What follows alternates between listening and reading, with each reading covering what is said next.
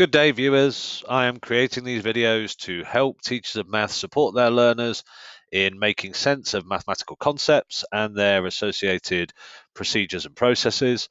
And today I'm going to look at factorizing quadratics, and this is part 2, if you like, of factorizing quadratics. This is factorizing quadratics with a negative coefficient of x squared. And what I would say is this probably comes at the end of a relatively long line of work on factorization and expansion, and there are videos that I have that talk about factorizing numbers, prime factorization of linears, factorization of positive quadratic or quadratics where the coefficient of x squared is positive. And so it may well be that you'll find it helpful to sort of look through those first and build up this picture of factorization, because I'm referencing quite a bit of that in today's video and in this video. I've got my algebra tiles out here to help me, and so I'm going to start with a negative quadratic. Let's say to start with, we'll keep the coefficient just as -1, so negative x squared minus 5x plus 6, say. And so I'm going to build that expression with my algebra tiles. I've got negative x squared, I've got negative 5x's, and I've got positive 6. So there's my positive 6. Now, there are a couple of different processes that people tend to go through with this, and either of the sort of main standard ones can be modeled using algebra tiles. Probably the most common of these is to take the negative out as a factor, in effect, and rewrite it as the negative of x squared plus 5x minus 6. And what we can do with that is say, right, well, factorizing this with the x squared is negative is a little bit challenging, so let's just flip everything over. Let's just flip all of those around, and then let's factorize this expression. So I'm going to factorize this. I'm going to set up my horizontal and vertical.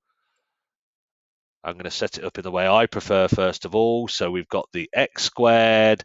We know this negative 6 cannot line up along our sides there, because my goal here, for anybody that hasn't watched the previous videos, is to create a rectangle with no gaps and no overlaps that would use these tiles, fill the same area, have the same area value, and it's the area value ultimately that is modeling this expression.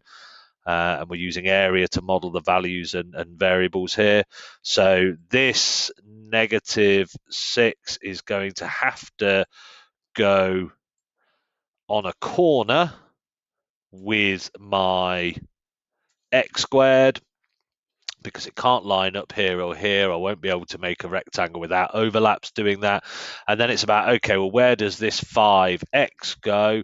And that, of course, depends on how I arrange these ones, whether I arrange these ones like this. But if I do that, then although it superficially looks like I might be able to fit my x's in, and it superficially looks like that, that gives us a difficulty then when we try and evaluate what the length and the width of this rectangle is, because in order for this to be an x square, this has got to be x times x, or potentially, I suppose, negative x times negative x, but not in this context. And then that would have to be a positive 3 in order to give us x times 3 being 3x, but then this would also have to be a positive 2, and that would mean that these would have to be positive. So that doesn't work in that way.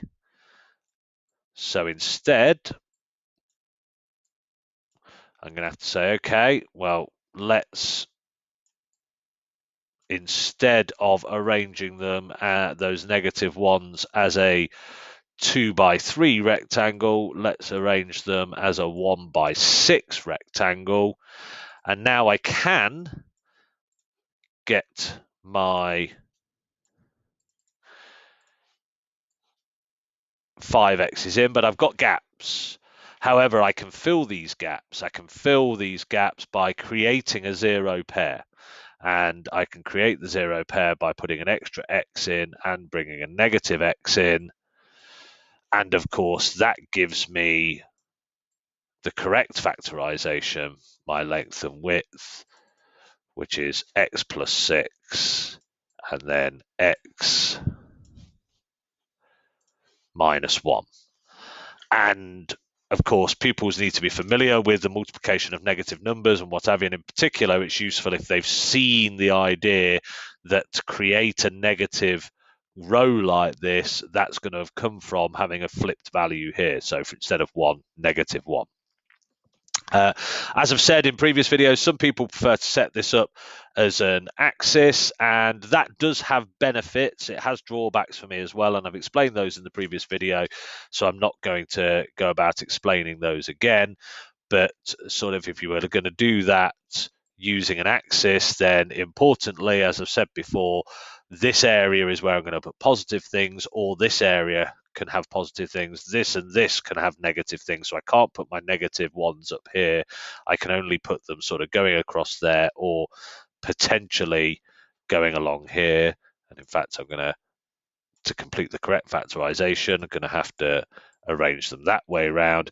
And then we get a very similar sort of factorization where we have our original 5x here, and then we can see, and this is the slight benefit of this representation representing on an axis, we can see that I'm going to need a positive x and a negative x, because only positives can go here and only negatives can go here. So it kind of makes it slightly easier to see that there's a need for an introduction of a zero pair there. And you could do it up here as well. You get, or going up that way, you get a very similar sort of thing. One of the potential drawbacks of this, as I've mentioned, is that now, because my axis is going to have my values, we're going to ignore these ones, but because my axis is going to have to ignore these values, that area is actually split, and there's a potential that we can start to see this as being part of this area, which is not what we want. But if pupils can be trained away from that, you can see the x and the 1, the negative 1 there, because they have to appear on either side of the axis, don't line up perfectly.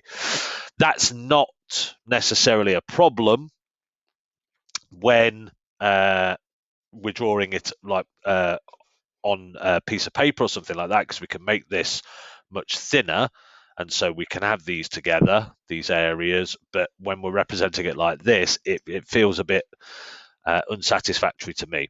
So what we've done at the minute, of course, is factorized x squared plus 5x minus 6. And what we need to do now is to say, right, well, that is the negative of x minus 1 and then x plus 6. And we can leave it like that, or we can, talk about applying this negative into here now.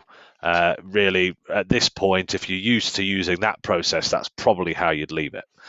Alternatively, it is possible to factorize these things directly. So if I split this now and come back to my negative x squared minus 5x plus 6. So I have my negative x squared, I have my negative 5x's, and I have my positive 6. And if I set up my horizontal and vertical again, I'm going to do it just as the width and length of a rectangle to begin with. It is possible to factorize this sort of as it sits. The x squared will appear in its normal place. When we're working like this, it's typically the top left corner. The ones still can't line up along any length involving x, whether they're x or negative x. So the ones can come along here, and then it's about, okay, where do I fit my x's? And again, similar to before, if I arrange this as a 2x3 rectangle, it looks superficially like I could put my x's in, but then that leads us into problems when we're actually looking for the length and the width. So what I have here is I have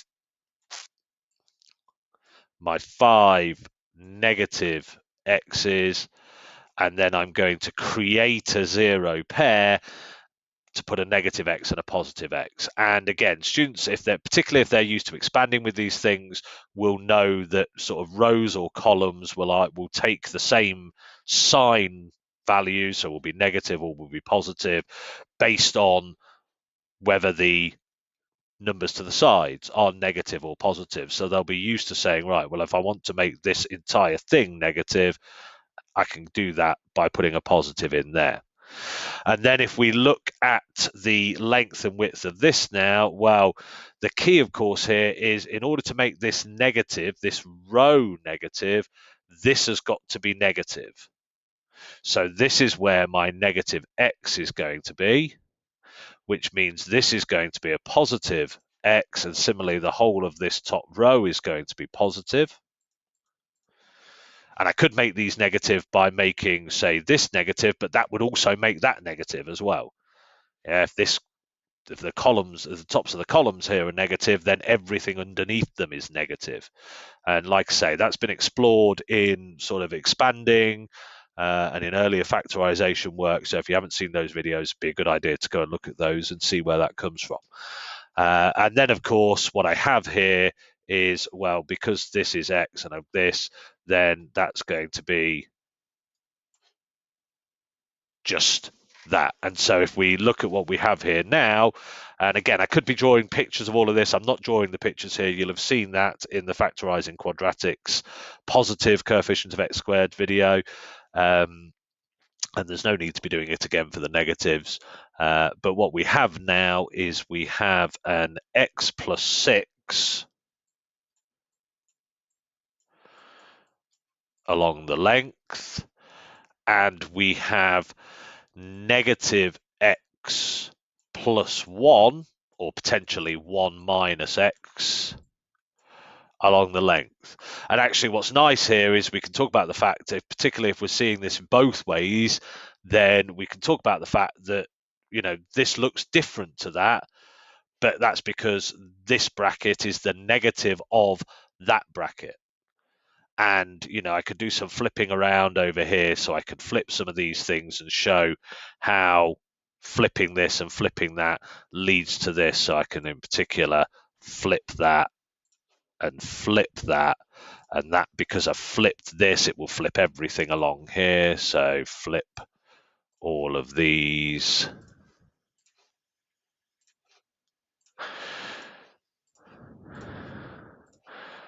And then because I've flipped that, it flips all of these.